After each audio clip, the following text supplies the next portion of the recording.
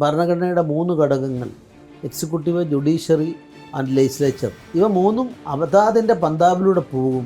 ഒരിക്കലും അത് മറ്റൊന്നിലേക്ക് കടന്നുകയറ്റക്കാരനായി പോകില്ല എന്നുള്ളതായിരുന്നു ഭരണഘടനാ നിർമ്മാണ സഭയുടെ അന്തിമമായ കാഴ്ചപ്പാട്. അതുകൊണ്ടാണ് അങ്ങനെ ലംഘിച്ചാൽ എന്ത് പരിഹാരം എന്ന് ചോദിച്ചാൽ പരിഹാരമില്ല. മുട്ടുമടക്കി പോകാൻ വേണ്ട ഗതികേട് ഒരിക്കലും ഗവർണർ സ്ഥാനം കൊണ്ട് ഉദ്ദേശിക്കുന്നില്ല. സർക്കാരിൻ്റെയും ഇടതുപക്ഷത്തിൻ്റെയും പ്രധാനപ്പെട്ട ആരോപണം, ആ ആരോപണം തെറ്റാണ്. നമസ്കാരം. കേരള രാഷ്ട്രീയത്തിലെ ബഹുമുഖ പ്രതിഭ, ഗവർണർ, സംസ്ഥാന പാർട്ടിയുടെ സംസ്ഥാന അധ്യക്ഷൻ, പ്രമുഖ അഭിഭാഷകൻ, എഴുത്തുകാരൻ എന്നീ നിലകളിലെല്ലാം മലയാളിക്ക് സുപരിചിതനായ ഗോവ ഗവർണറായിരുന്ന അഡ്വക്കേറ്റ് പി എസ് ശ്രീധരൻപിള്ളയാണ് നമുക്കൊപ്പം. അല്പം മുമ്പാണ് അദ്ദേഹം TDPയുടെ ഗണപതി രാജു ഗോവ ഗവർണറായി ചുമതലയേറ്റപ്പോൾ ആ സ്ഥാനത്ത് നിന്നും ഒഴിഞ്ഞത്. നേരത്തെ 2 ആഴ്ച മുമ്പ് പുതിയ ഗവർണറെ ഗോവയിലേക്ക് നിയമിച്ചെങ്കിലും പുതിയ ഗവർണർ സ്ഥാനമേൽക്കുന്നതുവരെ അദ്ദേഹം തുടരുകയായിരുന്നു. എറണാകുളത്ത് ഒരു പരിപാടിയിൽ പങ്കെടുത്തുകൊണ്ടിരിക്കുകയാണ് അദ്ദേഹത്തിന്റെ സ്ഥാനമാറ്റം ഉണ്ടായിട്ടുള്ളത്. ഇനി എന്ത് രാഷ്ട്രീയത്തിലാണോ, അഭിഭാഷക വൃത്തിയിലാണോ, അതോ ഭരണഘടനാ പദവിയായ ഗവർണർ, ഉപരാഷ്ട്രപതി അടക്കമുള്ള പദവിയിലേക്കാണോ ശ്രീധരൻപിള്ള അടുത്ത ചുവടുമാറ്റം എന്നത് അദ്ദേഹത്തോട് തന്നെ ചോദിച്ചറിയാം. എങ്ങനെയുണ്ടായിരുന്നു ഗോവ ഗവർണർ അനുഭവം? ഗോവയും അതിന് തൊട്ടു മുമ്പ് മിസോറാമും ഗവർണർ നിലയിലെ 6 കൊല്ലത്തെ എൻ്റെ അനുഭവങ്ങൾ പൂർണ്ണമായി സംതൃപ്തികരമാണ്. ഗവർണർ എന്ന ഭരണഘടന ഏറ്റവും ഒരു സ്റ്റേറ്റിൻ്റെ ഹെഡായിട്ട് നിയമിക്കുന്ന ആൾ സാധാരണഗതിയിൽ സൂപ്പർവൈസറി പവറായിട്ടാണ് അത് ഉപയോഗിക്കാറുള്ളത് എല്ലാവരും. പക്ഷേ മറിച്ച് ജനങ്ങൾക്കിടയിൽ ഇറങ്ങി ചെന്ന് പ്രവർത്തിച്ച് അവരുടെ വിഷമതകളും അവരുടെ യാതനകളും വേദനകളും അവരുടെ നേട്ടങ്ങളും അവരുടെ പശ്ചാത്തലങ്ങളും എല്ലാം മനസ്സിലാക്കി അവരിൽ ഒരുവനായി ഗവർണറായി പോകാൻ സാധിച്ചു എന്നുള്ളതാണ് എൻ്റെ ഏറ്റവും വലിയ നേട്ടം. ഭരണഘടനാപരമായി ഒരു ഉന്നത പദവിയാണ്. ആണെങ്കിൽ ഇനിയും ഗവർണർ സ്ഥാനത്ത് തന്നെ ശ്രീധരൻപിള്ള സാറിനെ കാണാൻ കഴിയുമോ? അത് രാഷ്ട്രീയക്കാരനായിട്ടാണോ ഈ അടുത്ത വേഷം? ഇത് രണ്ടും ആയിക്കൊള്ളണമെന്നില്ല. ഇതിനെ സംബന്ധിച്ച് ഒന്നും എൻ്റെ മനസ്സിലൂടെ ഇന്ന് വരെ മൈൻഡ് അപ്ലൈ ചെയ്യാൻ സാധിച്ചില്ല. ബ്രീത്തിങ് ടൈം കിട്ടിയിട്ടില്ല. 2 ആഴ്ച മുമ്പ് തന്നെ ഗണപതി രാജുവിനെ ഗവർണറായിട്ട് നിയമിച്ചു. ഇന്നാണ് അധികാരം ഏറ്റെടുത്തത്. പക്ഷേ അപ്പോൾ ആ 2 ആഴ്ചത്തെ ഒരു ഗ്യാപ്പ് കിട്ടിയിട്ടുണ്ടല്ലോ. ഇനി എന്ത് എന്ന ഒരു ചോദ്യം. അല്ല, അതില്ല. അതിനെ സംബന്ധിച്ച് എൻ്റെ ഭാവിയെ സംബന്ധിച്ച് എന്നും ഞാൻ പൂർണ്ണമായ സംതൃപ്തിയോടെ വരാൻ പോകുന്ന നാളുകളെ കാണുന്ന ആളാണ്. അതുകൊണ്ട് സ്വാഭാവികമായിട്ടും ഞാൻ ഇന്ന് വരെ എൻ്റെ ജീവിതത്തിൽ ഒരു സ്ഥാനങ്ങളോ ഒരു പാർട്ടിയിൽ നിന്നോ അല്ല ഔദ്യോഗിക പദവികളിൽ നിന്നോ ചോദിച്ചിട്ടില്ല. തെരഞ്ഞെടുപ്പ് നിൽക്കാനും ഞാൻ ഒരിക്കലും എൻ്റെ ഒരു ഇഷ്ടപ്രകാരം പോയിട്ടില്ല. അങ്ങനെയുള്ള വ്യക്തിപരമായ താല്പര്യം ഇതിലില്ല. ജീവിതത്തിൽ ഒരിക്കലും അതുണ്ടായിട്ടില്ല. ഏതാണ്ട് 6 മാസം കഴിഞ്ഞാൽ നിയമസഭാ തെരഞ്ഞെടുപ്പ് വരികയാണ്. നിയമസഭാ സ്ഥാനാർത്ഥിയായിട്ട് മത്സരിച്ചിട്ടുണ്ട് ഇതിനു മുമ്പ്. അതുകൊണ്ട് അത്തരത്തിലൊരു അന്ന് മത്സരിച്ചത് ഞാൻ ആഗ്രഹിച്ചിട്ടോ ആവശ്യപ്പെട്ടിട്ടോ അല്ല. പ്രസ്ഥാനത്തിൻ്റെ നിർബന്ധപൂർവ്വം എന്നോട് മത്സരിക്കാൻ പറഞ്ഞു. ഞാൻ മത്സരിച്ചു. അത് ചെങ്ങന്നൂരിൽ എൻ്റെ റിസൾട്ടും ഉണ്ടായി. 6000 വോട്ട് 2006-ലും 2011 അസംബ്ലി തെരഞ്ഞെടുപ്പിൽ 9000 വോട്ട് കിട്ടിയെടുത്ത് 44,000-ലേക്ക് എത്താൻ സാധിച്ചു. എല്ലാ വിഭാഗങ്ങളുടെയും പിന്തുണ, ബന്ധക്കോസുകാർ ഉൾപ്പെടെ എനിക്ക് വേണ്ടി പ്രവർത്തിച്ചു. NSS, SNDP എല്ലാവരും പ്രവർത്തിച്ചു. ഒരു ബഹുമുഖ പ്രതിഭയാണ്. അഭിഭാഷകനായിരുന്നു, പ്രശസ്ത അഭിഭാഷകനാണ്. പിന്നെ ഭരണഘടനാ പദവി അലങ്കരിച്ചു, സജീവമായ രാഷ്ട്രീയത്തിലുണ്ടായിരുന്നു. ഇതിൽ ഈ 3 നോക്കുമ്പോൾ ഏതാണ് ഏറ്റവും കൂടുതൽ സംതൃപ്തിയും സന്തോഷവും ആവേശവും നൽകിയിട്ടുള്ളത്? ഇത് 3 എനിക്ക് നല്ല സംതൃപ്തി കിട്ടിയതാണ്. 3 എൻ്റെ നല്ല മക്കളാണ്. നല്ല മക്കളിൽ ഒരാളെ ഞാൻ തള്ളിപ്പറയാൻ എനിക്ക് സാധിക്കില്ല. എല്ലാവരും തുല്യമായി കരുതുന്നു. പാർട്ടി തീരുമാനിച്ചാൽ ഇനി ഗവർണർ ആവാനോ അല്ലെങ്കിൽ ഉപരാഷ്ട്രപതി സ്ഥാനത്തേക്ക് അടക്കം താങ്കളുടെ പേര് കേൾക്കുന്നുണ്ട്. പാർട്ടി എന്ത് തീരുമാനിച്ചാലും അത് ഏറ്റെടുക്കാൻ തയ്യാറാണ്. അല്ല, എൻ്റെ ആ പേരുകൾ വന്നിട്ടുള്ളത് തന്നെ എനിക്ക് എൻ്റെ അറിവിൽപ്പെട്ടിട്ടുള്ളതല്ല. ഇങ്ങനെ എല്ലാം ഡൽഹിയിൽ ഇവിടെയുള്ള മാധ്യമങ്ങൾ കാണുന്നു. എനിക്ക് അതിനപ്പുറത്തേക്ക് അതിനെപ്പറ്റി ഒന്നും അറിയില്ല. അറിയാത്ത കാര്യത്തെപ്പറ്റി അഭിപ്രായം പറയുന്നത് പാർട്ടി ഏത് തീരുമാനവും, ഉപരാഷ്ട്രപതി ആയിക്കോട്ടെ, നിയമസഭാ സ്ഥാനാർത്ഥി ആയിക്കോട്ടെ, പാർട്ടി അധ്യക്ഷനായിക്കോട്ടെ, ഏത് ചുമതല ഏൽപ്പിച്ചാലും അത് സ്വമേധയെ ഏറ്റെടുക്കാൻ തയ്യാറാണ്. അതിൽ വ്യക്തി താല്പര്യമില്ല. അല്ല, അതിന് അങ്ങനെ ഒരു കാര്യത്തെ സംബന്ധിച്ചിടത്തോളം ഒരു ഹൈപ്പോത്തിക്കൽ ക്വസ്റ്റ്യൻ ആൻസർ ചെയ്യാൻ പറ്റില്ല. എന്നാലും പാർട്ടി നേതൃത്വവുമായി ഒരു ആശയവിനിമയം സ്വാഭാവികമായിട്ടുണ്ടാവും. അല്ല, ഉണ്ടായിട്ടില്ല. പാർട്ടി ഞാൻ ഗവർണർ സ്ഥാനം കഴിഞ്ഞല്ലേ അവർക്ക് എന്നോട് സംസാരിക്കാൻ സാധിക്കുള്ളൂ. അതുകൊണ്ട് ഇതുവരെ ഉണ്ടായിട്ടില്ല. ഈ ജനാധിപത്യത്തിൽ ഗവർണർ എന്ന് പറയുന്നത് വലിയൊരു അഡ്മിനിസ്ട്രേഷൻ പദവിയാണ്, സർക്കാരിൻ്റെ ഏറ്റവും ഉന്നതമായ പദവിയാണ്. ആ ജനാധിപത്യ സംവിധാനത്തിൽ ഗവർണർ വേഴ്സസ് സർക്കാർ അങ്ങനെ ഒരു സംഘടന ഉണ്ടാകുന്നത് ആശയപരമായിട്ടാണെങ്കിലും നിയമപരമായിട്ടാണ് ഉണ്ടാകുന്നത് എത്രത്തോളം ഉചിതമാണ്? ഇന്ത്യൻ ഭരണഘടന ഒരിക്കലും അത്തരം ഒരു സംഘർഷ അന്തരീക്ഷത്തെപ്പറ്റി മുൻകൂട്ടി കണ്ടിട്ടില്ല. അതുകൊണ്ട് തന്നെ ഭരണഘടനയുടെ 3 ഘടകങ്ങൾ എക്സിക്യൂട്ടീവ്, ജുഡീഷ്യറി ആൻഡ് ലെജിസ്ലേച്ചർ, ഇവ മൂന്നും അതാതിൻ്റെ പന്താവിലൂടെ പോകും. ഒരിക്കലും അത് മറ്റൊന്നിലേക്ക് കടന്നുകയറ്റക്കാരനായി പോകില്ല എന്നുള്ളതായിരുന്നു ഭരണഘടനാ നിർമ്മാണ സഭയുടെ അന്തിമമായ കാഴ്ചപ്പാട്. അതുകൊണ്ടാണ് അങ്ങനെ ലംഘിച്ചാൽ എന്ത് പരിഹാരം എന്ന് ചോദിച്ചാൽ പരിഹാരമില്ല.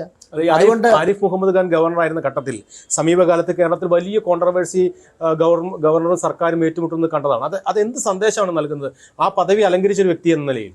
അല്ല, സന്ദേശം അത്തരമൊരു സാഹചര്യം വരുമ്പം ആ സാഹചര്യത്തെ സധൈര്യം നേരിടുകയാണ് വേണ്ടത്. അല്ലാതെ അവിടെ മുട്ടുമടക്കി പോകാൻ വേണ്ട ഗതികേട് ഒരിക്കലും ഗവർണർ സ്ഥാനം കൊണ്ട് ഉദ്ദേശിക്കുന്നില്ല. അത്തരത്തിൽ ഫൈറ്റ് ഉണ്ടായിട്ടുണ്ടോ എന്ന് എനിക്ക് വശാംശം അറിയില്ല. ഉണ്ടെങ്കിൽ അത് കരണീയമായി സംഭവിച്ചതാണ്. ഗവർണർക്ക് തീർച്ചയായിട്ടും ഒരു സംസ്ഥാന സർക്കാരിനേക്കാൾ ഒരെഡ്ജ് മുമ്പിലാണ് ഗവർണറുള്ളത്. അതെ, പക്ഷേ ആ ഗവർണർ ഇതുവരെ കണ്ട ഗവർണറിൽ നിന്ന് വ്യത്യസ്തമായി പരസ്യ പ്രസ്താവനകൾ, മീഡിയയെ കാണുന്നു, ഗവൺമെന്റിനെ വെല്ലുവിളിക്കുന്നു, അങ്ങനെയൊക്കെ ആരിഫ് മുഹമ്മദ് ഖാൻ ഇതിനു മുമ്പ് കേരളം കണ്ട ഗവർണർമാരിൽ വളരെ വ്യത്യസ്തനായിരുന്നു. ആ ഒരു പർട്ടിക്കുലർ ഇഷ്യൂവിൽ ഗവർണറായിരിക്കുന്ന PS ശ്രീധരൻപിള്ള സാറ് ആരെയാണ് അനുകൂലിക്കുന്നത്? തീർച്ചയായിട്ടും അദ്ദേഹം ഒരു നല്ല പണ്ഡിതനാണ്. അദ്ദേഹം നല്ല മൂല്യങ്ങൾക്ക് വേണ്ടി നിലകൊണ്ട ആളാണ്. തൻ്റെ 35-ാമത്തെ വയസ്സിൽ ശവാനുഭൂഗം കേസ് അവതരിപ്പിച്ചപ്പോൾ ഇതാ എൻ്റെ രാജ്യം എന്നും പറഞ്ഞ് എഴുതിയ ആളാണ്.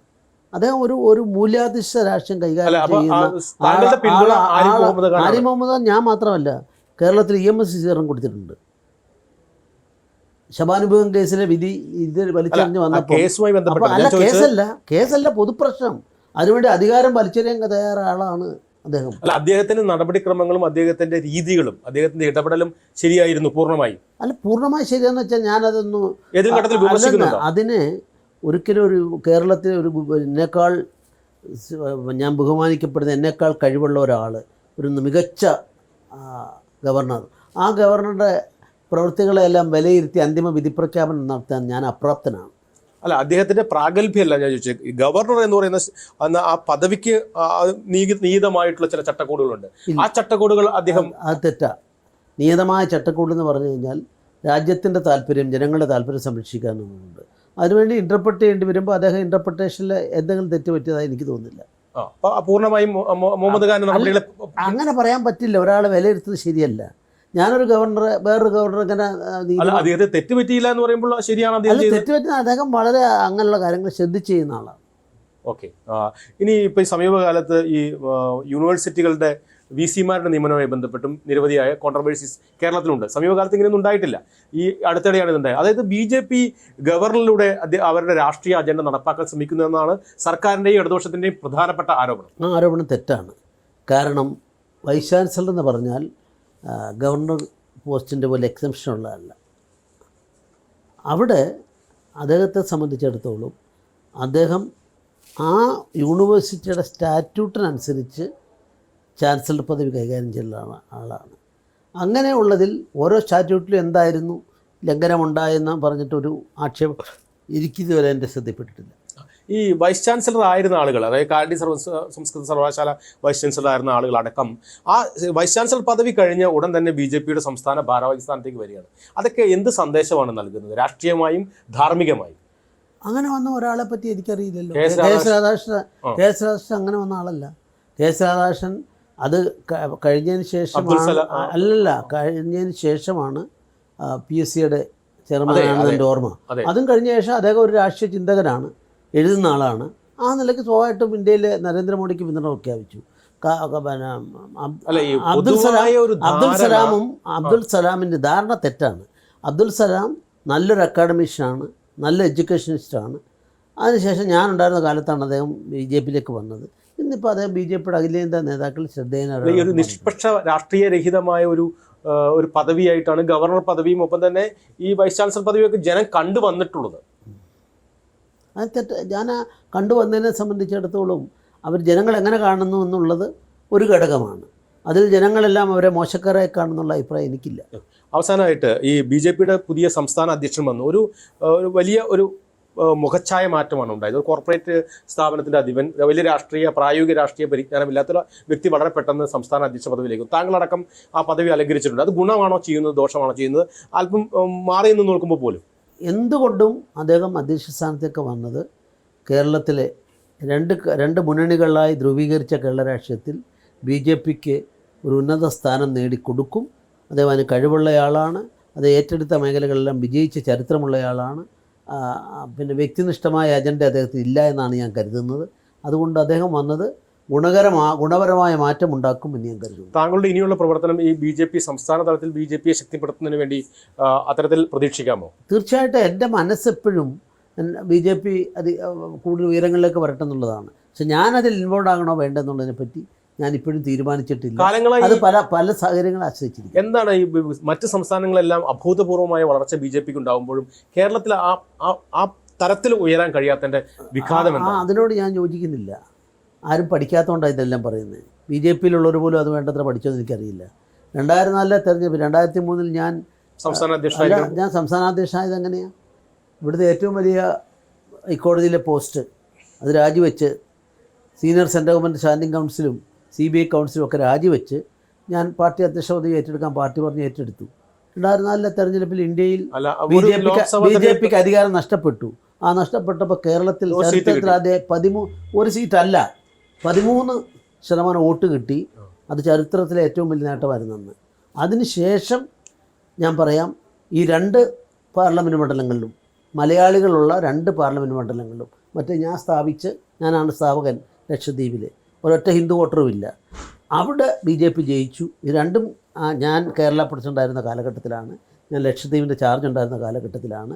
അതുകൊണ്ട് അസാധ്യമെന്നൊരു വാക്കില്ല. ഒരൊറ്റ ഹിന്ദു വോട്ടറും ഇല്ലാത്ത ലക്ഷദ്വീപിൽ ഇന്ത്യ ജയിച്ചില്ലേ? കഴിഞ്ഞ ദിവസം കേരളത്തിലെത്തി അമിത്ഷാ പറഞ്ഞ് 2026 BJP അധികാരത്തിലെത്തുമെന്ന അങ്ങനെ ശുഭപ്രതീക്ഷ അല്ല, തീർച്ചയായിട്ടും എനിക്ക് അദ്ദേഹം പറഞ്ഞിട്ടുണ്ടെങ്കിൽ അദ്ദേഹത്തിന് തികഞ്ഞ ശുഭപ്രതീക്ഷ ഉള്ളതുകൊണ്ടാണ് അദ്ദേഹം പഠിക്കുന്നത്. അല്ല, ഞാൻ അദ്ദേഹം പറയുന്നത് എന്തിനോട് ഞാൻ യോജിക്കുന്നു. ഗവർണർ ആയിരുന്നാലും അഭിഭാഷകനായിരുന്നാലും ശ്രീധരൻപിള്ള എന്നും വളരെ കൗശലക്കാരനായിട്ടുള്ള രാഷ്ട്രീയക്കാരനാണ്. അതുകൊണ്ട് തന്നെ പല ചോദ്യങ്ങൾക്കും ഇനി ഗവർണർ പദവിയിലേക്കാണോ ഭരണഘടനാ പദവികളിലേക്കാണോ അതോ രാഷ്ട്രീയ രംഗത്ത് സജീവമാവുകയാണോ എന്ന ചോദ്യങ്ങൾക്കൊന്നും വ്യക്തമായ ഉത്തരം അദ്ദേഹം നൽകുന്നില്ല. എങ്കിൽ പോലും അദ്ദേഹത്തിന്റെ മനസ്സിൽ അദ്ദേഹത്തിന്റെ പാർട്ടി നേതൃത്വവുമായി സംസാരിച്ച് ഏതായാലും അടുത്ത പദവി എന്താണ് എന്ന് സംബന്ധിച്ച് വ്യക്തമായ ഒരു ധാരണ ഉണ്ടായിട്ടുണ്ട് എന്നത് വ്യക്തമാണ്. ഏതായാലും വരും ദിവസം അറിയാൻ കഴിയും അദ്ദേഹം ഇനി അടുത്ത പദവി ഏതാണ് അലങ്കരിക്കാൻ പോകുന്നത് എന്ന്. ഇത്രയും നേരം സംസാരിച്ച ശ്രീധരൻപിള്ളയ്ക്ക് നന്ദി, നമസ്കാരം.